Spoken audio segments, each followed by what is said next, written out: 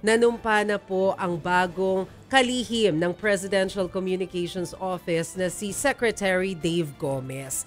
In fairness, nag-abot sila ni outgoing Secretary Jay Ruiz. So may turnover. May turnover, may handshake. Yes. Oo, so after ng turnover, handshake kanina, eto po, nakikita natin sa video, nanumpa na si Secretary Dave Gomez sa harap ni Executive Secretary Lucas Bersamin. Nangyari po yan mga pasado 3:00 ng hapon sa Malacanang kanina.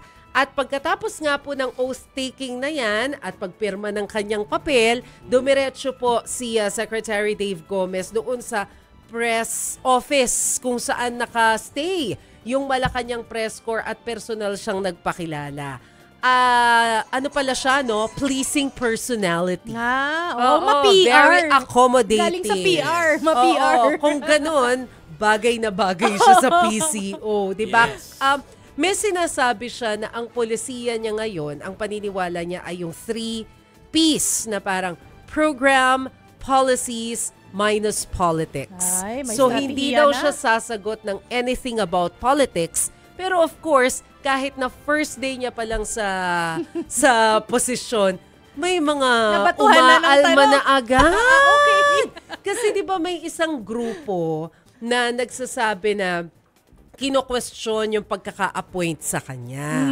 Dahil galing siya sa industriya ng tabako. Yes. Na sinuportahan ito ni Senator Pia Cayetano, ha? Kasi ang sinasabi ng grupong ito na paano makakapagbigay ng isang independent message kontra doon sa mga bagay na nakakasama sa taong bayan ang isang mataas na opisyal kung minsan siyang nanggaling sa industriya na yun. Yes. At meron siyang close ties. So yun ang binabati ko sa kanya. So kanina, syempre, itinanong natin kay Secretary Dave Gomez kung anong masasabi niya dito.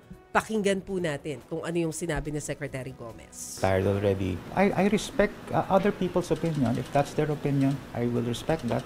Maybe in the right forum, the proper forum, I will respond to that. But again, this is not about me. No? This is not about politics. Di ko na siguro kailangan ibigay reassurance. Basahin na lang nila yung out of office ko. Nangako ako dun eh. At maninindigan ako dun sa pangako kong yun. Na to faithfully serve our President. So, ang sinabi niya, hindi na siya part ng industriya ng tabako, retired na siya at meron na siyang sinumpaang tungkulin ngayon. Iba nga So, yun naman yung talaga ang malinaw. function at role niya at iba Yeah. yung loyalty niya din ngayon. Oo.